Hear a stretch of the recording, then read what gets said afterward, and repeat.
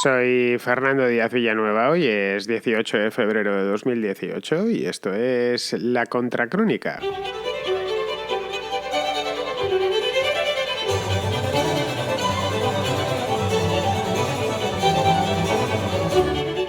Estamos ya a domingo, que como bien sabéis es el Día de los Oyentes, y si no lo sabéis, pues porque esta es la primera vez que escuchéis La Contracrónica.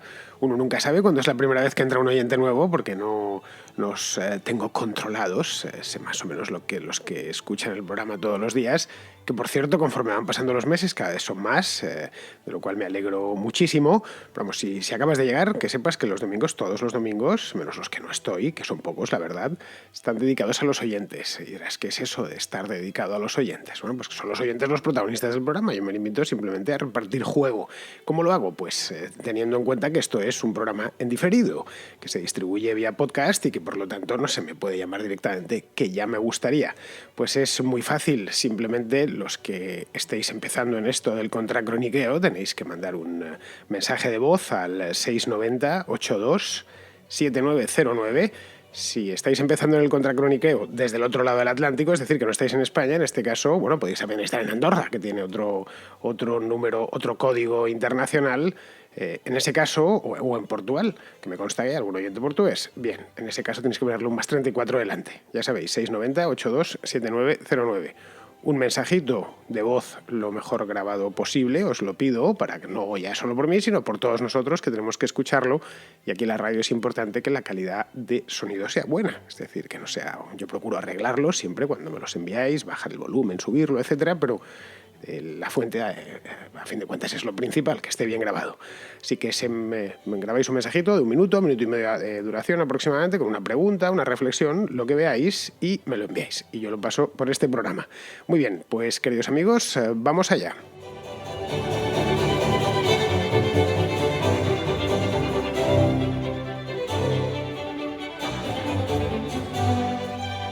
Vamos a empezar la contrarréplica de hoy. Le vamos a empezar con Jaime, que se ha metido a hacer historia comparada y nos ha puesto, a mí me ha puesto por lo menos en un brete histórico. La verdad es que me ha gustado estas comparaciones que nos has hecho, bueno, que nos vas a hacer, que vosotros todavía no lo habéis escuchado, yo ya he escuchado el mensaje, pues nos quiere hacer una reflexión sobre dos declaraciones de independencia. Una es, ya supongo que sabréis cuál es, la declaración Interruptus de independencia de Cataluña el pasado mes de octubre, y la otra, la declaración de independencia de los Estados Unidos hace ya pues 240 años. La primera aportación que quería hacer a tu programa, bueno, es una reflexión un poco cómica, ya sé que te gusta tomar cosas, también temas con humor.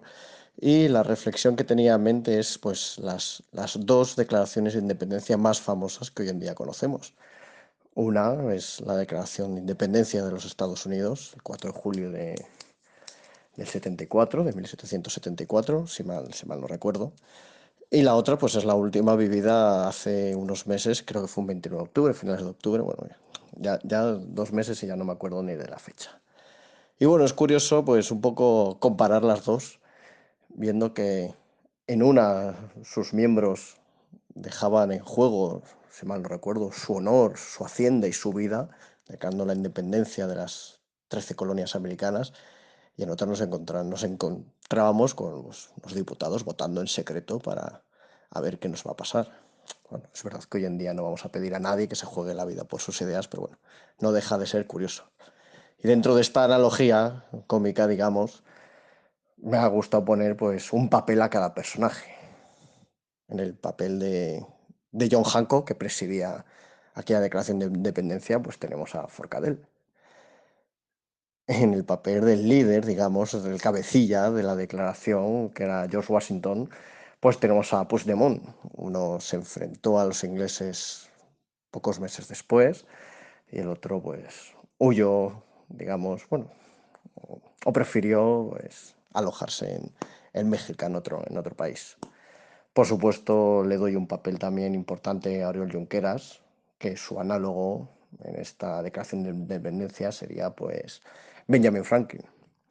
Ahí bueno, Oriol, al menos a Benjamin le gana en que Oriol pues no es un mujeriego, no sé, no le conozco personalmente, pero entiendo que no le da tanto al alcohol como si le daba a Benjamin Franklin, que creo que murió de una enfermedad venérea.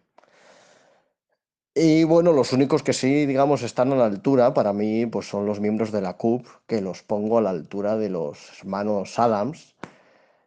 Bueno, sobre todo el pequeño, creo que era Samuel Adams, que, bueno, pues eran aquellos personas que eran los más exaltados, estos que eran de Boston, del estado de Massachusetts, que se incendiaron un poquito esto de la independencia americana y a lo mejor exageraban algunos actos, al igual que los de la Q, pues, bueno, mira, ahí en eso puede que hayan estado a la altura. Y bueno, y me gustaría darle un papel a alguien, no puedo- a Thomas Jefferson, pero bueno, no sé quién escribió esta declaración de, vamos, de la independencia catalana. Pero bueno, si escucha esto, pues que sepa que le pongo su análogo a nada más y nada menos que a Thomas Jefferson. 76, Jaime, 1776. El 4 de julio de 1776 fue el día que ratificaron la Declaración de Independencia. La habían estado elaborando con mucho cuidado durante el mes precedente, durante el mes de junio de 1776. Tienes, por si no lo sabías, tienes una contrahistoria al respecto, dos contrahistorias, porque hice 2 capítulos sobre la independencia de Estados Unidos. Las hice, pues no recuerdo ya, pero año y medio, desde luego fue en el verano de 2016, y esas han gustado mucho porque figuran entre las contrahistorias más escuchadas de toda la historia del programa, que tiene, pues empecé en julio, un poco antes. Sí, fue de los primeros programas que hice, y si quieres escucharlas, ahí las tienes. Ve al archivo de la contrahistoria o en mi página web, búscalas y tienes todos los datos, si te gusta el programa. Si no lo conoces, pues ya te lo digo yo, existe un gemelo, o bueno, gemelo, pero sí un primo de la Contracrónica que habla de historia, que se llama Contrahistoria. Por cierto, que sepáis, hay Contrahistoria nueva, subida ayer mismo, sobre Clara Campoamor y el voto femenino, por si no la habíais visto, para que os deis un garbeo por la Contrahistoria y la escuchéis. Bien, sobre el tema este que me comentas, vamos a ver, las comparaciones que me haces me las he apuntado en la libreta, ¿eh? Tenemos a John Hancock, que me lo comparas con Carmen Forcadell, luego a Washington con Puigdemont, a Benjamin Franklin con Oriol Junqueras y a Samuel Adams con la CUP.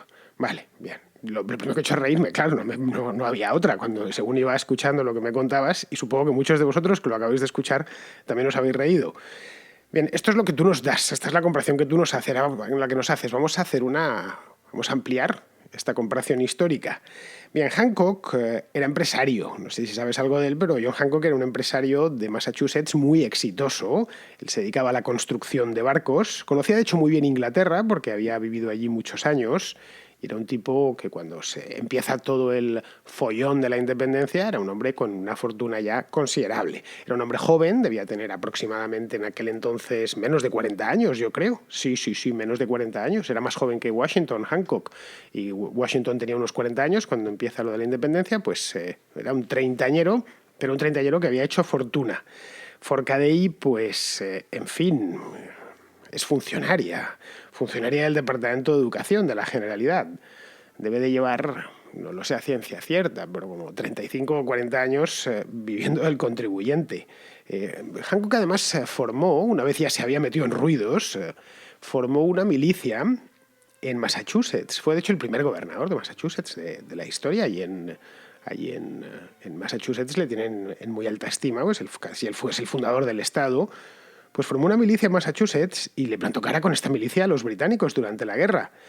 Respecto a Forcadell, bueno, pues lo conoces ya, se rajó en cuanto se vio de frente con el juez del Supremo. Vino a Madrid y al parecer, estos son cotilleos de prensa, no sé si es real, pero leí, no recuerdo en qué periódico, que se había incluso echado a llorar cuando vio la posibilidad, atisbó la posibilidad de que podría terminar esa noche durmiendo entre rejas. En el caso de que un juez británico se hubiera plantado delante de Hancock, estoy convencido que Hancock le hubiera escupido a la cara. Seguro. Les he dicho, y si quiere colgarme, me cuelga usted aquí en el mismo puerto de Boston, pero yo no he hecho marcha atrás bajo ningún concepto. No hay por donde, no hay comparación ninguna, como puedes ver. Pero vamos a seguir. Respecto a Washington y a Pucci, esta sería la comparación estrella, y seguramente Puigdemont se ve más de una vez. Ahora, además, que ha perdido un poco el juicio, seguramente mira retratos de George Washington y se siente identificado. Bien, Washington era agrimensor, él nació en las colonias, no era británico, era británico, pero no había nacido en el Reino Unido, nunca pisó el Reino Unido, nunca salió de los Estados Unidos. Creo que estuvo no sé si en las Bermudas o en Barbados, estuvo durante unos meses por una enfermedad, pero no salió nunca de América. Pero él era agrimensor, es decir, como ingeniero agrícola, una cosa así, y se empleó en el ejército británico. Se empleó, además, hizo carrera dentro del ejército británico, llegó a general de brigada. Y como tal, como general de brigada británico, combatió a los franceses en la guerra franco-indígena que hubo a mediados del siglo XVIII en Norteamérica. El resto, pues más o menos lo conocemos todos. En fin, es el primer presidente de los Estados Unidos, el que le dio el nombre a la capital, a uno de los estados, y suscribió, por supuesto, la Declaración de Independencia. Y se jugó el tipo del principio. Además, lo jugó más que ninguno porque era el comandante en jefe. Una vez ganó la guerra, se retiró a su plantación de Mount Vernon, que está en las cercanías de lo que hoy es Washington D.C., pero que en aquel entonces obviamente no existía. Washington nunca llegó a ver Washington D.C. construido, ni llegó a pasear por sus calles. Le nombraron, fue una ciudad homenaje a él, pero no mientras él estaba en vida. Pues se retiró allá a su plantación y luego le volvieron a llamar para que hiciese de primer presidente de la Unión. De Puigdemont, pues sabemos que fue un plumilla subvencionado durante gran parte de su vida, que no llegó a terminar ni siquiera la filología que había empezado, que le colocaron en las listas de Convergencia y Unión para ser alcalde de Gerona y que más le puso ahí hace un par de años, en 2016, para que le calentase el asiento hasta que él regresase. Eso es todo lo que sabíamos de Puigdemont hasta el mes de octubre y poco más. En fin, creo que tampoco hay color. Respecto a lo de Franklin y Junqueras, pues casi mejor que ni lo comento, porque se me da un poco de vergüenza ajena. No quiero tampoco poner en evidencia al pobre Junqueras. Franklin era un erudito, un inventor, un viajero, un diplomático, un escritor notable, un hombre completísimo. Fue un tipo que compaginó trabajos tan dispares, compaginó en el tiempo, quiero decir, tan dispares como maestro de postas de los correos y a la vez presidente de la Sociedad Filosófica Americana. Un tipo cultísimo. Fue el fundador de lo que hoy es la Universidad de Pensilvania y además se inventó un montón de cosas. Inventó el pararrayos, inventó las lentes bifocales, las inventó para usarlas él. Pero tenía un problema, es que veía mal de lejos, pero también veía mal de cerca. Y hoy mucha gente utiliza las lentes bifocales y fue el primero en cosas que hoy nos parecen normales, que siempre estuvieron ahí, pero que fue el primero en describir la corriente del Golfo, que tanto afecta al clima de Europa. De hecho, vivimos sometidos a los caprichos de la corriente del Golfo. Respecto a Junqueras, bien, después de haber dicho esto y he sido muy breve, pues es un profesor asociado de la Universidad Autónoma de Barcelona, o fue un profesor asociado de la Universidad Autónoma de Barcelona, hasta que se metió en política, punto. Más no se puede decir. Me gustaría decir más, pero es que no lo hay. Y ya por último, Samuel Adams, que era primo, no hermano de John Adams. John Adams fue el segundo presidente de los Estados Unidos. Hay una serie muy buena en HBO sobre la vida de John Adams. Vino al contraplano hace ya tiempo, un año, una cosa así, está muy bien. Os la recomiendo. Bueno, pues Samuel Adams pertenecía a una sociedad secreta que se llamaba Hijos de la Libertad, Sons of Liberty, que anduvieron detrás del motín del té de Boston y, bueno, estaba formada básicamente, los Hijos de la Libertad, por comerciantes y artesanos que se oponían a los abusos del gobierno británico. El propio Samuel Adams tenía una fábrica de malta para hacer cerveza. Él era el primer artesano, el primer empresario. En este caso la malta sí, podía considerarse como una actividad artesanal. Esto es lo que era. Esto es lo que, si nos vamos a Samuel Adams, luego ya cuando se metió con la guerra de la independencia, pues se olvidó bastante de la malta, pero hasta ese momento los cupaires no tienen nada de secretos, están a la vista, todos sabemos que existen y son básicamente activistas enchufados al presupuesto desde su más tierna infancia. En fin, todas las comparaciones son odiosas, como reza el dicho, pero esta es especialmente odiosa, Jaime.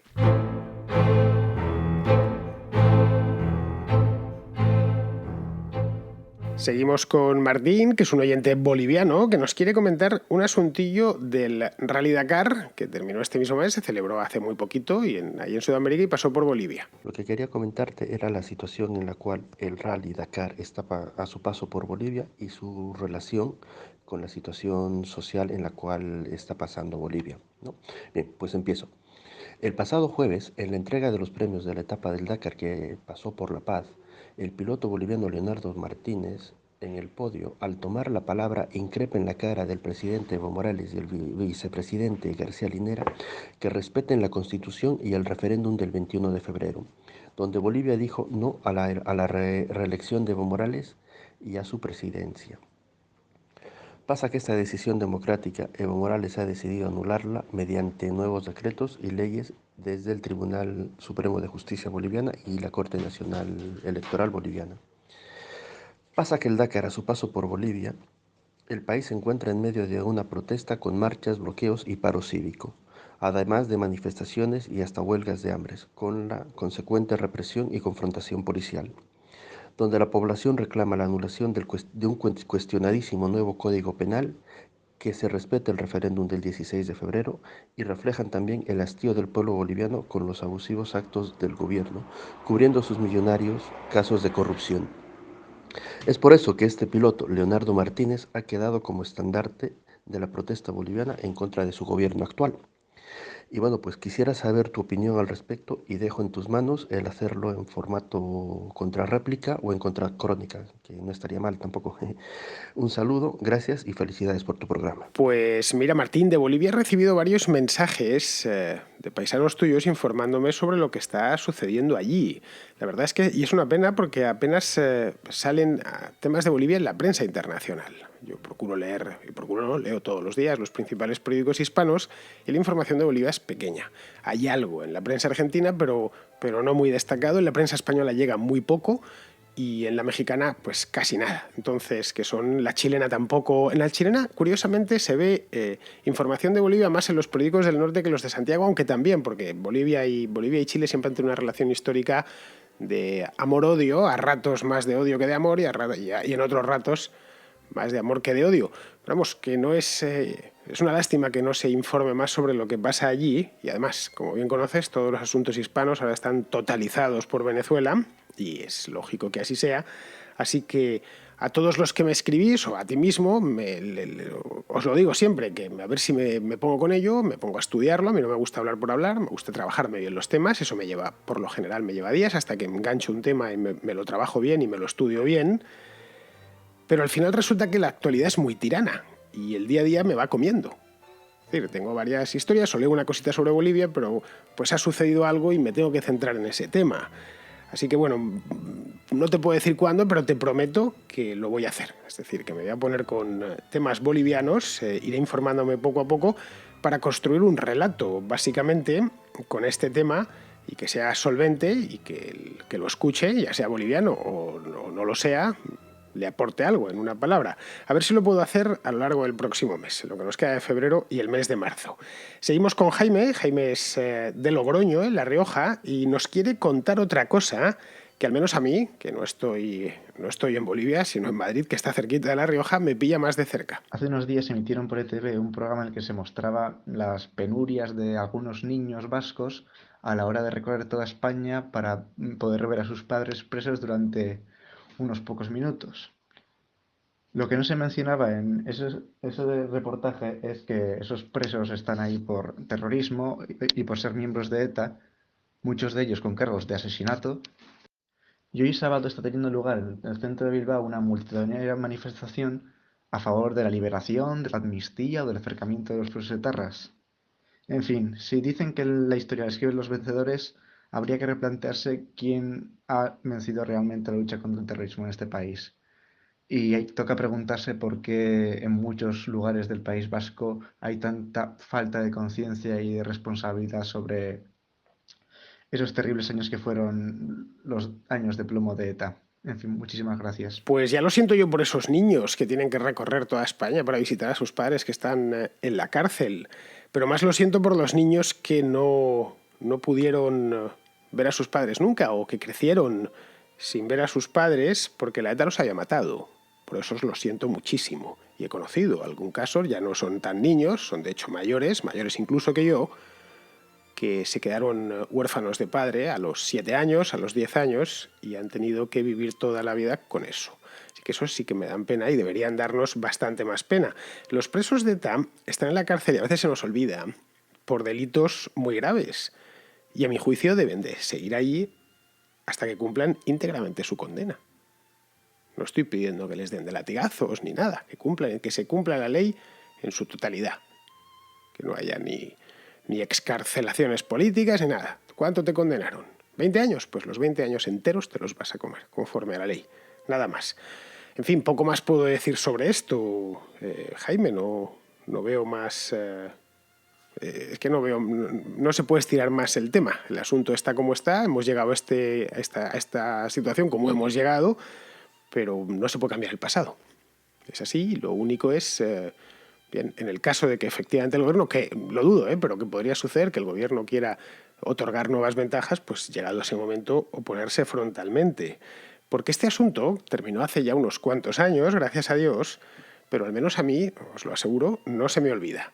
Muy bien, vamos a continuar. Continuamos con Javier. Javier es un oyente tradicional de la Contracrónica. Es este que nos habla siempre de temas de China y que más entiende bastante sobre temas de China, de Oriente en general, que quiere responder a otro oyente, a Francisco. Así por el nombre quizá no le conozcáis de primeras. Este es uno que llama varias veces. Hace un mes decía que el liberalismo, el capitalismo y tal había impedido que escuchásemos música étnica de lugares del mundo, de Indonesia, del África Negra y de sitios así, lo había impedido literalmente, y que en cambio nos había obligado a escuchar música comercial occidental. Yo le di una respuesta en aquel momento, pues parece ser que Javier quiere también responderle, lo cual me parece muy bien. Creo que no es cierto que la ideología liberal implique la destrucción cultural. Hay varias cosas que comentar. La primera es no dar por supuesto que el liberalismo es producto exclusivo de Occidente. Eso no es cierto. Si se estudia la cultura tradicional china, se puede ver que existen ideas muy liberales. Por ejemplo, en la tradición china estaba muy mal visto, era una inmoralidad que el emperador cobrase muchos impuestos. De hecho, en la dinastía Han hubo un emperador, el emperador Wen, que abolió los impuestos. Si vamos a países muy capitalistas de Asia, por ejemplo Taiwán, nos encontramos con que son abiertos a la globalización, al extranjero, pero por otra parte son culturalmente muy conservadores. De hecho, los chinos del continente admiran a Taiwán porque es donde se conservó la cultura china. Es cierto que hay muchos McDonald's en Taiwán, pero también hay muchos pisos en los que se presupone que hay fantasmas. De hecho, estos pisos donde se cree que hay fantasmas suelen tener un alquiler mucho menor. Por otra parte, creo que tampoco es cierto que el capitalismo impida que se desarrollen otras culturas, más bien todo lo contrario. El capitalismo permite que, por ejemplo, a través de YouTube yo pueda ver vídeos de cómo viven en Corea del Sur, por supuesto de cómo viven en Taiwán. Es más, si quieres, por ejemplo, estudiar chino, tienes un montón de podcasts en YouTube que te permiten estudiarlo. Ya no necesitas buscar un profesor de chino presencialmente porque, además de los podcasts en YouTube, puedes contratar a uno a través de plataformas de enseñanza en línea en Internet. No digamos ya que los bajos precios de los billetes de avión te permiten ir, por ejemplo, a Taiwán por 500 o 600 euros si compras el billete en temporada baja. Y siguiendo con este país, si por ejemplo quieres estudiar chino, lo que te cuesta vivir en Taiwán es muchísimo menos que lo que te puede costar aprender inglés en Londres. De hecho, por un año de estudio en el Reino Unido puedes estar 3 años en Taiwán. Quiero decir con esto que afortunadamente el capitalismo lo que permite es la diversidad cultural. Pues efectivamente, Javier, así es. Tal como lo cuentas, el capitalismo ha aplanado el mundo para lo malo, pero también lo ha aplanado para lo bueno. Y por supuesto no hay ninguna dirección centralizada. Las cosas van sucediendo, las sociedades humanas son complejísimas y no os quiero contar la cantidad de información que hay distribuida. Por eso no se puede predecir el futuro. La cantidad de decisiones que se toman todos los días, 7.000 millones de personas, imposibilitan la planificación centralizada y muchísimo menos en asuntos tan importantes como como la cultura. Por cierto, a Javier le conocí hace unas semanas, pues estamos a 18, el día 31 de enero creo que fue, que di esa conferencia sobre la propaganda para el Club de los Viernes. Le conocí en Madrid, le conocí en persona, quiero decir, y doy fe que es un gran tipo. La verdad es que cada vez que conozco personalmente a uno de vosotros me siento muy orgulloso, porque el nivel de los oyentes de la Contracrónica es altísimo. Sois todos gente, todos los que he conocido, desde luego, gente culta e interesantísima para poder estar hablando no durante un rato, sino durante unas cuantas horas. Bien, seguimos con esta historia, porque os preguntaréis, bueno, ¿y Francisco, que no me ha respondido? Francisco es porfía, y no era la primera vez que esta historia de la música la traemos desde el año pasado. Pues bien, sigue RQR con el tema y quiere darle una vueltecita más a la tuerca de esta historia. Hola Fernando, escuché tu respuesta a mi comentario hoy y es que no la has entendido. Creo que es un problema que no entendéis los liberales. Acabaste justificando que yo escucho música clásica europea, pero no escucho la música que es la mía. Yo en ningún momento, pero jamás, reivindiqué la cultura propia. Lo que reivindico simplemente es que es una variedad, un eclecticismo, una riqueza cultural que deberíamos tener, puesto que el liberalismo, como tú dices, ha hecho posible que alguien en Indonesia escuche lo que se produce en Puerto Rico, pero esa es la teoría. La práctica es muy diferente, Fernando. La práctica es que una cultura, la occidental, se impone al resto. Y las culturas periféricas van desapareciendo. Y claro, tú dices, no, es que esto es porque es la libre elección de cada uno. No es tan sencillo como que es la libre elección de cada uno, Fernando. Alguien como tú, por ejemplo, no creo que en tu vida hayas tenido ningún tipo de input musical de Brunei. ¿A qué no? Eso no es casualidad. Eso es porque lo que se te ha dado es lo que, como tú decías, lo que escuchabas en casa de niño, que es música clásica europea, que es algo que se promociona en todos lados. La música popular occidental se escucha en todos lados y se copia en todos lados porque viene de Estados Unidos. Y ahí es donde nace la industria musical. La prueba es por qué la música de raíces, como el blues o el country, es famosa en todo el mundo, pero música de raíces del Congo, de Finlandia, de Tayikistán, no es conocida en ningún lado. Razones puras de imposición cultural. Eso es lo que te quiero decir. El liberalismo está creando ciudadanos iguales que consumen lo mismo. Aunque sí, supuestamente tenemos ahora ya la posibilidad de acceder a lo que se consume, a lo que se crea en muchos lugares del mundo, algo que no se tenía en el siglo XVII, como tú dices. Esa es solo la teoría. En la práctica, no es extraño que tú consumas cosas tan obvias como música clásica europea. Lo extraño sería que consumieras música clásica o música folclórica tayika. Eso sería lo raro. Vale, entonces el capitalismo, aunque tú digas que la globalización que permite, vale, permite, pero lo que más que permitir impone un tipo de modelo. Y hay que ser un ciudadano muy libre y muy alternativo para salirse de esa dinámica. Es lo que te estaba explicando. Y bueno, pues a ver, es que creo que, no sé, es que te ha costado mucho razonar eso. Bueno, Francisco, imposición no hay ninguna. Nadie te obliga a escuchar los Beatles, ni nadie te obliga a escuchar las óperas de Bellini. Es que esa es la verdad. No hay ninguna imposición. Si escuchas los Beatles es pues efectivamente porque lo has escuchado desde que eras niño, pero tiene lógica que escuches los Beatles, vamos, porque si te has criado en un país occidental, bien. Y dirás, bueno, pues entonces deberías escuchar el qué, el flamenco en lugar de los Beatles, ¿no? Escuchas lo que hay a tu alrededor, simplemente. Y en el caso de que seas muy aficionado a la música, pues es posible que investigues otras cosas que en principio no están tan presentes en tu día a día, pero solo si eres muy aficionado. Para mucha gente la música no es el centro de su vida, es simplemente una distracción puntual. Gente que no escucha música en todo el día y no le pasa nada, y en cambio otros, como es mi caso, pues no podemos vivir sin ella y casi no podemos hacer ninguna actividad sin que ella esté sonando de fondo. Y bien, y el hecho de que no es una imposición, nos lo estás demostrando tú eres la muestra andante. Que puedes oír a los músicos de Brunei o a los músicos de Tayikistán sin que nadie te lo impida. Y además los puedes oír muy fácilmente porque no hay más que buscarlo en pues, música de Tayikistán en YouTube y tendrás un montón. Los cantantes, la música tradicional. Luego, ¿cuál es la música de Tayikistán? ¿La tradicional, la moderna? Bela Bartók, que era un músico húngaro de principios del siglo XX, húngaro, que es un país pequeñito. Uno de sus proyectos, a lo largo de la parte final ya de su vida, fue documentar la música tradicional húngara. Iba con una grabadora primitiva para nosotros, pero en aquella época era la última tecnología. Iba por los pueblitos y las aldeas de Hungría grabándoles para que aquello no se perdiese. Él sabía que se iba a perder de cualquier manera, pues porque no hay nada, en las civilizaciones humanas no hay nada estable, y es bueno que así sea. Y lo grabó y fue una de sus grandes contribuciones a la musicología. Así que esto habría que ver, esa música desde cuándo está. Respecto a la cultura, lo que comentas es que, claro, todos escuchamos básicamente lo mismo y suele ser occidental. Pues sí, claro, es que la cultura occidental, si no lo sabías, ya te lo digo yo, es hegemónica, pero no siempre fue así, ¿eh? Hace 1000 años, que no es tanto, en términos históricos es poco y en términos geológicos es un segundo, lo que hoy es Europa Occidental eran regiones remotas, despobladas y bárbaras. Hace 1000 años, en el año 1018. Pero unos siglos más tarde fueron los europeos occidentales los que se expandieron por todo el mundo, exportando sus idiomas, su cultura y su manera de ver el mundo.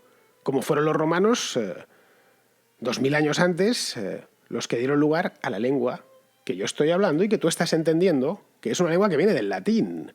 A nuestros ancestros celtíberos nadie les obligó a dejar su lengua, que desconocemos, por cierto, no sabemos cuál era.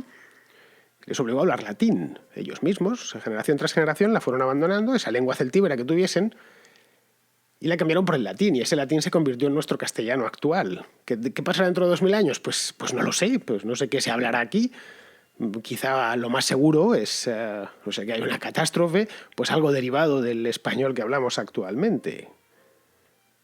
Así que no hay, en estas cosas a largo plazo, estos ciclos largos, no hay una planificación, no hay una imposición. Los seres humanos nos gusta emular, si algo está bien o simplemente mola, es chulo, pues automáticamente lo emulamos y generalmente emulamos lo bueno, no nos gusta emular lo malo.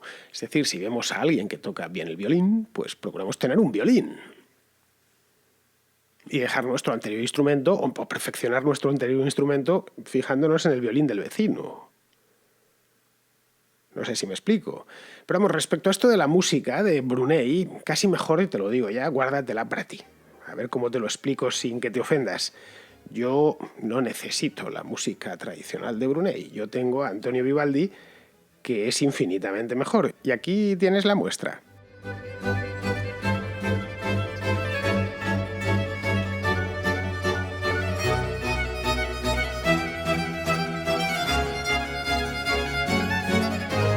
Pues esto que acabas de escuchar es el concierto número 8 en re menor, el opus 4. Está compuesto en el año 1712, hace más de 300 años. Ahora me traes a unos de esos de Borneo componiendo esto mismo, interpretándolo, pero con los bongos. No sé, yo sinceramente, o con lo que toquen allí, que te aseguro que ni se acerca en perfección a lo que fue un Stradivarius ya de esa misma época. Yo la verdad es que, sinceramente te lo digo, me quedo con el violín, con ese prodigio de la tecnología musical occidental, sin hacer ascos, por supuesto, a las músicas tradicionales que son expresiones del ingenio humano y de la sensibilidad humana, pero puestos a elegir prefiero lo que me gusta a mí, y a mí nadie me lo ha impuesto, te lo garantizo, lo hago porque me gusta, porque me ha tocado nacer y vivir en una época en la que he tenido acceso a todo tipo de influencias culturales y he podido escoger. Y me he quedado con esta. ¿Que tú quieres a los Bruneitarras? Pues quédate con ellos. No te lo va a impedir absolutamente nadie. Por cierto, el violinista se llama Simone Standach. Es fuera de lo común. Está ya mayor, eso sí, es un virtuoso. Te lo recomiendo. Te lo recomiendo tanto Vivaldi como cualquier obra de Vivaldi tocada por Standach. Aunque solo sea para que te nos refines un poco. Muy bien, vamos a seguir. Seguimos. Tenemos ahora a Jesús. Jesús nos trae una noticia de la que ya hablé aquí hace unos días. Resulta que el Ayuntamiento de Madrid, gobernado por los filocomunistas de Ahora Madrid, ha encargado informes sobre el soterramiento de la M30, que, bueno, para quien no sea de España, la M30 es una carretera que hay en Madrid, por valor estos informes de 367.000 euros, adjudicados, como ha denunciado la oposición, a empresas afines. Bien, pues de estos informes hay uno cuyo valor es 52.337 euros de dinero público, claro, destinado a, agarraos, estudiar el impacto de género de la obra. El Ayuntamiento de Madrid lo ha explicado diciendo que el soterramiento de la M30 se desarrolla en una ciudad y, por supuesto, tiene efectos en términos de género. Después de lo delirante de esta situación y ante la queja de parte de la oposición, ha salido el economista, entre comillas, Eduardo Garzón, que quien no lo conozca es el hermano del líder del Partido Comunista de España o Izquierda Unida, Alberto Garzón, y ha explicado por qué requiere un informe de impacto de género la obra. Todo esto es textual, o sea, preparaos para hacer el bicho bola, como dice Fernando. Dice el tipo: en un contexto en el que la movilidad urbana de los hombres es distinta a la que realizan las mujeres, toda política que afecte a la movilidad en una ciudad afecta de forma desigual a hombres y mujeres. Por ejemplo, las estadísticas revelan que las mujeres usan más el transporte público que los hombres, y estos más el transporte privado. Y puesto que el soterramiento del M30 favoreció el transporte privado, afectó de forma diferente a hombres y mujeres, o sea, favoreció a los hombres. Otro ejemplo. Las estadísticas revelan que las mujeres están más tiempo en el hogar que los hombres, puesto que el soterramiento de la M30 provocó importantes niveles de contaminación acústica y de molestias en los hogares cercanos, afectó de forma diferente a hombres y mujeres. O sea que concluimos después de estas palabras que la obra es machista, puesto que está hecha para favorecer a los hombres, que son los que más utilizan el coche, y para fastidiar a las mujeres, que son las que se quedan en casa. Bueno, Jesús, lo del soterramiento de la M30... Yo, más que una cosa de estas, un informe de impacto de género, yo le hubiese metido una auditoría, pero una auditoría del carajo, porque aquello fue el gran despilfarro. Pero claro, piensan que a estos el gasto público les pone y les motiva, por lo tanto no van a hacer jamás una auditoría sobre eso, una auditoría en condiciones, que se vea exactamente todos los sobrecostes que tuvo y el atraco a mano armada que perpetró Alberto Ruiz Gallardón contra la ciudad, porque esa autopista enterrada la vamos a estar pagando hasta el día del juicio final. Claro, pensando ahora que nos comentas exactamente qué es lo que decía Alberto Garzón, escuchando lo que nos comentabas de Garzón, ahora empiezo a entender por qué hay tantos socavones en Madrid. O sea, poco que uno circule, especialmente si va en motillo o si va en bicicleta, pues dices, bueno, esto es horroroso, tienes que ir esquivándolos, tiene razón de ser. Como los hombres utilizan, como toda esa estadística, a fin de cuentas, pues como todos los hombres utilizan más el transporte privado, pues esos socavones están pensados para que nos vayamos quedando ahí metidos dentro del socavón, y algunos son gigantescos. Creo que quedamos 4 o 5 tíos dentro del socavón, con la moto incluida. Al 2 años, o el año que viene, ya que vienen las elecciones, tendrán que empezar a sacarlos con grúa, a ellos y a la moto. La moto, por supuesto, quedará confiscada, porque es un vehículo claramente heteropatriarcal. Casi todos los motoristas son hombres. Creo que eso todavía no han hecho estudio, pero lo harán. Muy bien, pues esto ya lo comenté, fue una coña marinera, y creo que además, una coña marinera en toda España, creo que además les ha supuesto un coste importante en prestigio, porque es de estas noticias que si te las cuentan en el Mundo Today, te pegas 3 carcajadas y piensas, bien, esta es de las noticias del Mundo Today que jamás podrían pasar a la realidad porque es absurda. Pues bien, el Mundo Today, a los guionistas del Mundo Today, y a los redactores que eran guionistas antes, no se les hubiera ocurrido. Es decir, es tan absurda que no se les hubiera pasado por la cabeza ni a ellos. Seguimos y terminamos, porque veo que se me echa el programa encima. Terminamos con Gonzalo Campos, que es un oyente de Costa Rica, que tiene una cuestión sobre los matrimonios homosexuales. Quisiera hacerte una pregunta sobre la última orden de la Corte de Derechos Humanos en cuanto a que el Estado de Costa Rica debe aprobar el matrimonio el matrimonio entre personas del mismo sexo, en aplicación de los derechos fundamentales, cosa con la cual estoy particularmente de acuerdo, pero quisiera saber cuál es tu opinión, si eso es si se puede sostener, si ese tipo de resolución es una injerencia en la soberanía de cada país, porque eso es mandatorio no solo para Costa Rica, sino para los países latinoamericanos que han sido reacios a reconocer el matrimonio entre personas del mismo sexo. Y en segundo lugar, quisiera saber cuál es tu opinión de este tipo de uniones. Particularmente yo estoy de acuerdo. Aquí en Costa Rica hay una gran resistencia. Estamos en medio de una campaña política donde se está usando el tema como caballo de batalla para captar votos de una forma muy populista. Un saludo desde San José y adelante. Pues mira, vamos a ver, mi opinión es que el matrimonio es un contrato que firman 2 personas adultas de manera libre y voluntaria. Un contrato que devenga, como todos los contratos, derechos y obligaciones, nada más. En cierto modo es, digamos, una sociedad de gananciales, ¿no?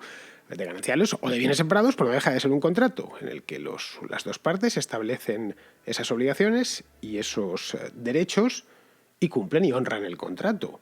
Luego no debería haber problema alguno para que dos personas del mismo sexo suscriban ese contrato. No, yo no lo veo. Si vemos el matrimonio como lo que realmente es. Nos abstraemos, evidentemente, por detrás está el tema del amor, pero cuando vas a hacer un contrato comercial, por detrás está lo de ganar dinero, hacer fortuna, pero el contrato no deja de ser el contrato que establece las obligaciones y los derechos de los dos socios, en este caso de manera fría y desapasionada.